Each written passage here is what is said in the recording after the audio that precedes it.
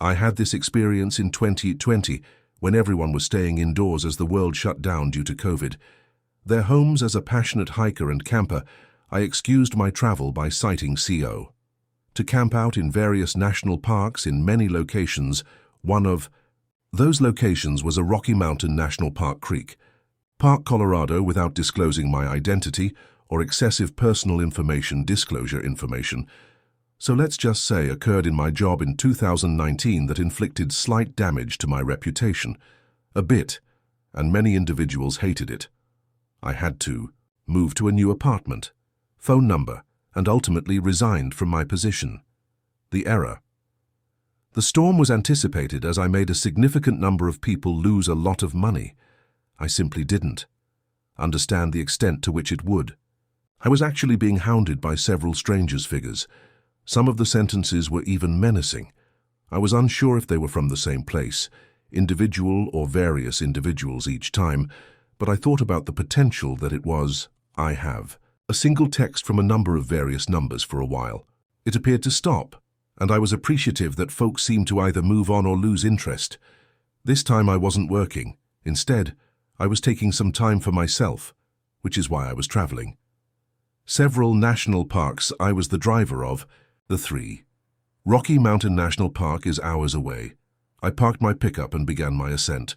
The path leading to the creek, I'm positive that no one else was present. Since this occurred at the same moment when the lockdown began, individuals were taking it seriously and refusing to leave their houses and it remained during the winter, there was a thin layer of snowfall that is so intense that it produced the loud crushing noise When I finally arrived at the creek, it wasn't frozen. Instead, it was still running, quite tranquil, and this was a cleanse. I needed a break from my life's stresses at the moment I discovered a site a short distance away off the trail to camp. Following the A tent was erected. I cut up some wood, made some sausages, and built a fire over the stove, after which I began reading after completing a few books, read by the fire chapters. Thank goodness it was growing dark outside, thank God. Headlights. After rolling a J, I began honestly, aside from my family, I don't have many people, so after smoking it for a few drags, I felt my phone start to go off. I was getting texts, so I took out my phone from the pocket of my blazer and noticed many texts from a number I don't know. The realization made my heart skip a beat. Was occurring once more. The texts came from a number that has the area code 203, which I considered to be Connecticut. Whoever it is, it's lovely outside. The third text message said, I understand why you came up here, my dear. Texted me to ask how my camping trip was going. Going, friend, the second text message stated. My first thought was, who is this? If they had just left it at, how's the camping going? I would have thought it was a family member, but they were sending communications as though they were present with, the cannabis has already gotten inside my system, and I was undoubtedly elevated at the time. It did not alleviate my worry in the slightest. Quite suspicious, and began searching surrounding me, getting up and doing a full 360-degree view, examining every angle out to the woods, which are getting darker. I proceeded to retrieve my P365 pistol from my bag, simply to feel safer most of the time. Before calling it a day, I would extinguish a fire. Night. But even though I was already feeling nervous, the idea of being completely alone scared me. I entered the tent and clambered up on my sleeping bag. I gazed at my mobile device at the messages awaiting a reply, which didn't arrive. Minutes passed, and I wanted the marijuana to go away. To be honest, I kept my headlamp on, so I made an effort to pick up where I left off in my book, but in between my mental state and my high, I was kidding about getting stuck on those texts. I decided to read because I thought I could. To simply use my phone to see YouTube videos to kill time, I wasn't ready to go to bed yet, because I was watching a program on murders on YouTube. I am aware of a quite fascinating decision-making taking into account the time and place I didn't anticipate it. I received another text message. Answer to my query prior to them replies are irrelevant. My heart began pounding all over again. I responded once again, asking how you found out. I'm camping, but there's been no reply yet. Following this, the Situation's anxiety was becoming more and more burdensome for me. Was my pal pulling a practical joke on me? Or was this a family member? Or one of those troubling me once more? But if it was, how would they know I'm the latter? The most uncomfortable part is camping. I spent an hour only viewing movies on my phone, and I observed the fire's brightness outside was becoming more faint as the fire was nearly extinguished in the without. The sound of bugs wintertime. There is no sound in the woods save for breeze during a gusty evening. The moment that the video would cut to a silent clip would typically become deafening. Except the article. However, my peace was totally unsettled as a result of these breaks the silence by sending a text. The distinct sound of a human, footsteps in the snow, brought them closer to me. Tent until they were perhaps about 6 feet.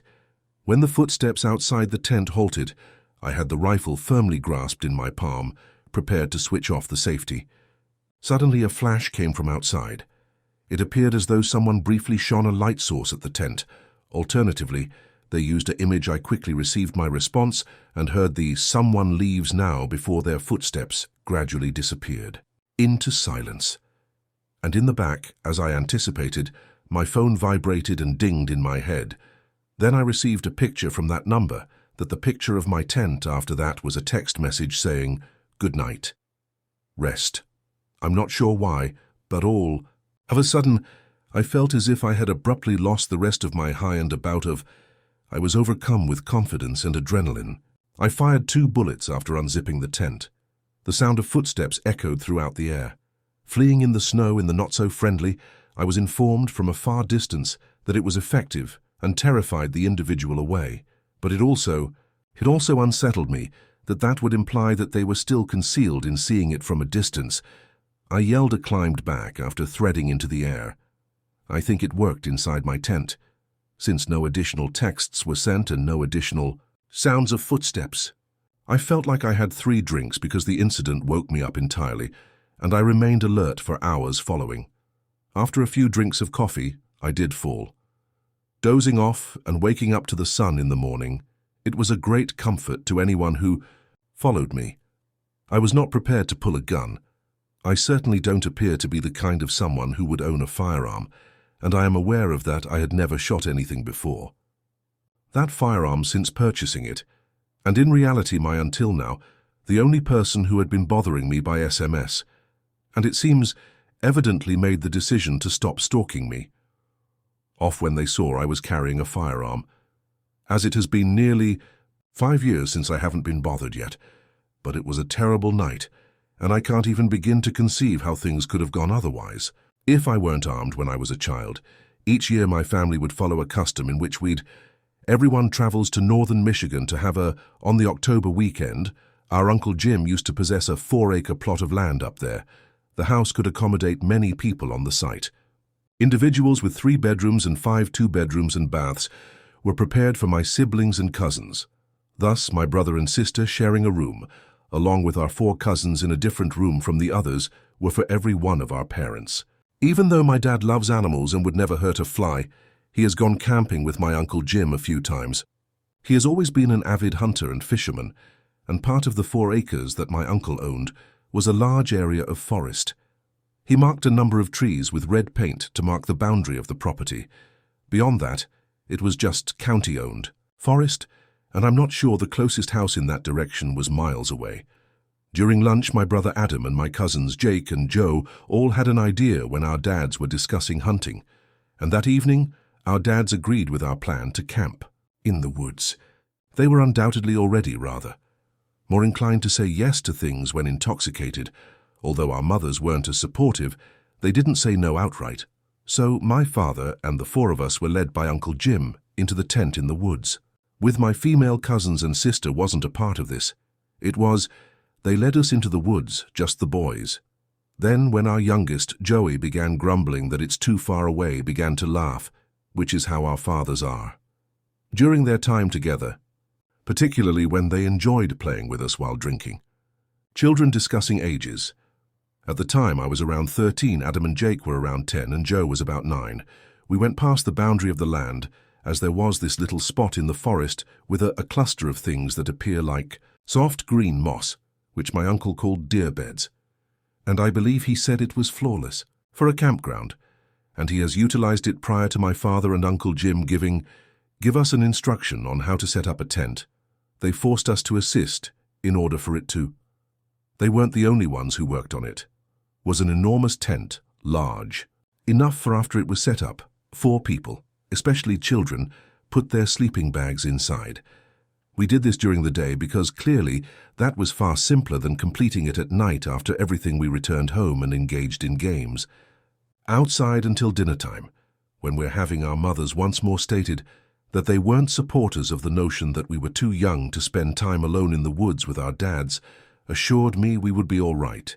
And I recall my father joking that we'd be in a position where they may hear our cries that if something goes wrong, Later on, our fathers took the lead. We all brought flashlights and extra blankets because it was chilly at night when we returned to the tent in the woods. I also provided us with a pack of Uno cards to play once we had all settled into the Uncle Jim and my father left the tent behind, to suddenly we were all alone in the house. To be honest, we weren't near the woods. You believe we were deep in the house, enough in the forest where you were unable to. We began playing Uno for a bit, once we noticed any light coming from the house. I recommend playing Uno for at least 30 minutes. Is actually a very effective way to kill time, passes the time quite effectively. We used our flashlights to illuminate the tent. Together in a circle, all was good, until we heard a distant scream that sounded like a girl's cry. We all fell silent and turned to face one another with identical faces. Next, I recalled how Fox's cry sounded. The woman screamed, so I informed everyone, when I witnessed Joe's level of panic particularly, but my words soothed. We all went down and kept playing Uno. I really prevailed in each and every round at that time, nobody has brought up the scream once more. It was probably out of all of our thoughts, but it occurred once more, and considerably closer and louder than this. This time, it sounded much more human, and we all fell silent once more. Even I was scared by Joe's appearance. He was about to cry. I instructed everyone to switch off their spotlights. We scurried to each of our sleeping bags and took a seat in the shadows. None of us had the guts to dash into the forest and return to the fear of running is in the house. Being pursued and only managing to capture the focus on whatever was in the environment, with the sound of our footsteps concealed in some way within it seemed safer to use a fabric tent. Therefore, we continued to whisper to one another while we waited in silence, wondering if it might still be a fox. I was honest and stated, I'm not sure, hopefully I'm not sure who was the first to hear it, but we all leaped to their feet and exchanged glances. Once more, as we heard extremely rapid footsteps crunching the leaves as they get closer to the tent, at which point they came to a halt, and a gut-wrenching, ear-piercing shriek that seemed to be a woman's or girl's shout. It was directly outside the tent began to tremble violently. Of us began yelling at Jim and Jake, screamed in terror as my brother and I yelled things like, "Get out of the tent!" I then unzipped the tent's door, and we all raced into the using our flashlights. In the woods is the only explanation on why anything that runs the most tense was returning home. One of my life's pivotal moments sort of sensation that we arrived at the property yelling all around, and the whole family was already outdoors. We all 4 made it in response to it. Safely returned, we described the screaming, and the tent was trembling, and everyone was startled and appalled by their responses.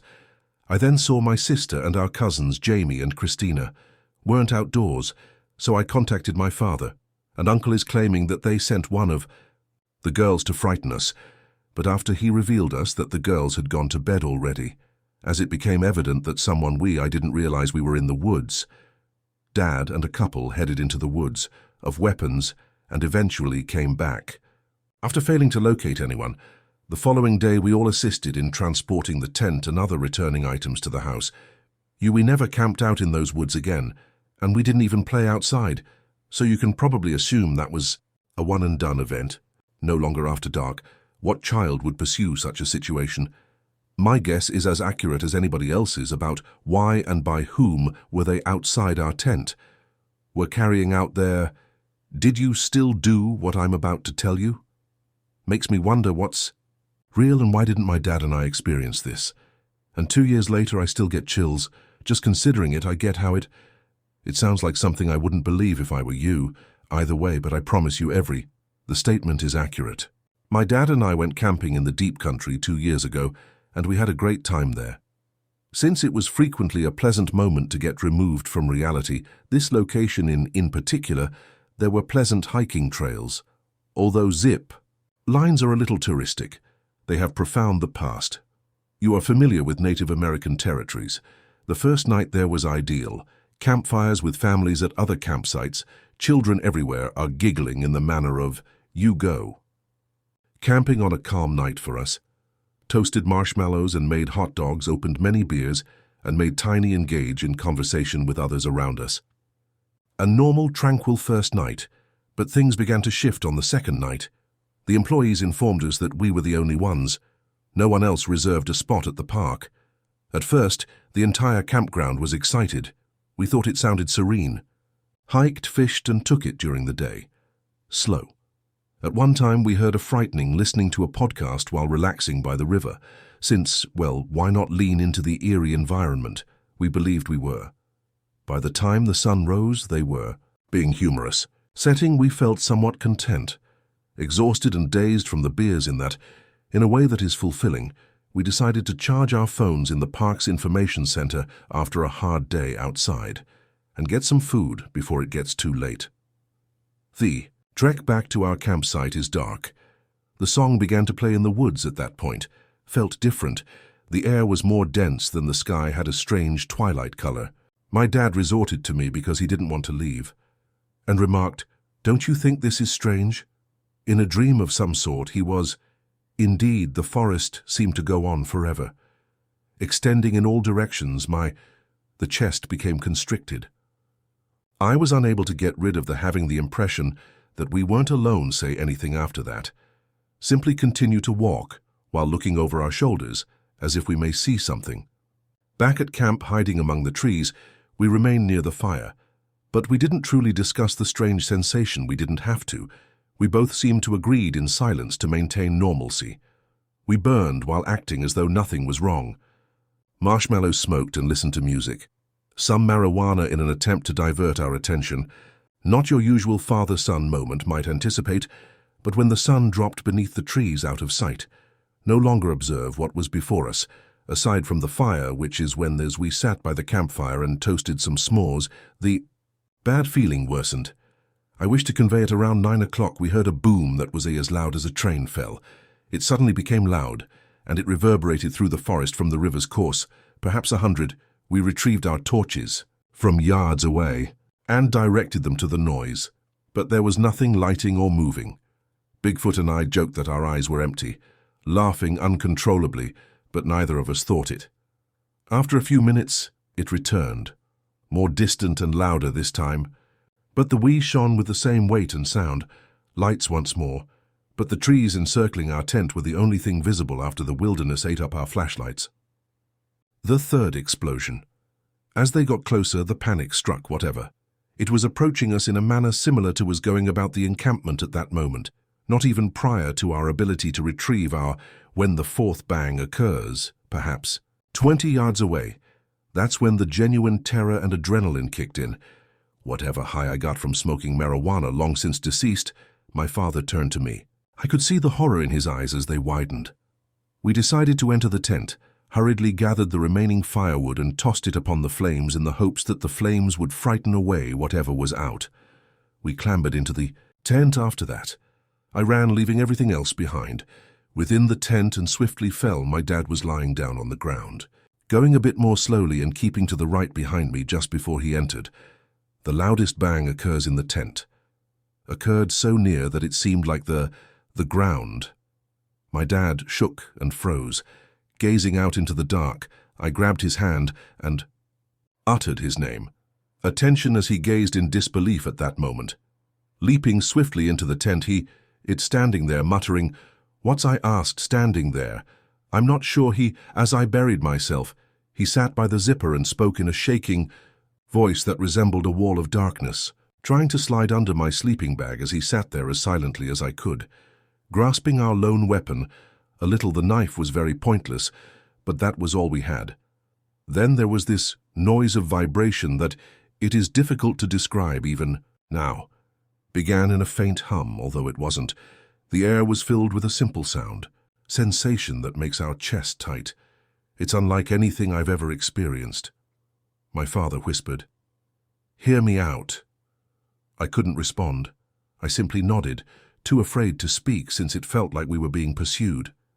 This continued, for we sat in silence for perhaps 5 minutes, and afterward, this additional sound wasn't, and this was an animal, not a human.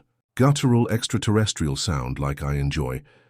In all honesty, it sounded like the Demogorgon from Unusual Things Nothing before we stayed. I had never heard Too Afraid to Move. Frozen in that tent. Breathe. Too afraid to move. I possessed this. Tiny mesh window near my location lying. But I wouldn't seem out of it out of fear of being perceived as merely. My dad was still sitting there with the knife, and I was attempting to control my breathing, when the strangest something occurred in the midst of all that chaos. We simply both blacked out. Recalled attempting to put my dad to sleep. Was still holding onto the knife as we awakened while lying in the center of the tent. I awoke in a panic, lying on my back, as though my first impression was of something standing over me. I intended to check by grabbing my phone. The moment, but it had passed away. I questioned my father, to verify his death as well. Both had been completely fueled the evening before creating. We went outside to urinate while standing 5 feet away from the tent to make sure we had them operating in case of an emergency. Back to back and still terrified of we noticed that the pitch was still there. The air was calm and cold outside, and it was black. We left all of the food on the table, unharmed by the fire marijuana that was previously ignited, plunging into the tent that was reduced to ash. Ed seems to have been completely unaffected by it. The location felt incorrect, like if we shouldn't have. We spent the night waiting there. The tent, without exchanging many words with each other, are merely attempting to obtain some genuine rest. We didn't say anything while we packed everything, but when we got in the car and actually discussed it, we realized that night, they had the same feeling, searched and observed as if something was there waiting for us to make a mistake, we informed my mother. She believed we were when we returned. Crazy suggested that perhaps we were drugged or held a strange visitor, but it wasn't that. Whatever took place that evening was. Actually, we both had the same experience. We still don't fully understand what it was, but my dad had the best idea that whatever he saw wasn't human. And we never heard any, therefore it wasn't natural. Comparable tale to ours. We haven't been returning to that campsite ever since, or even went camping, because I doubt we ever will.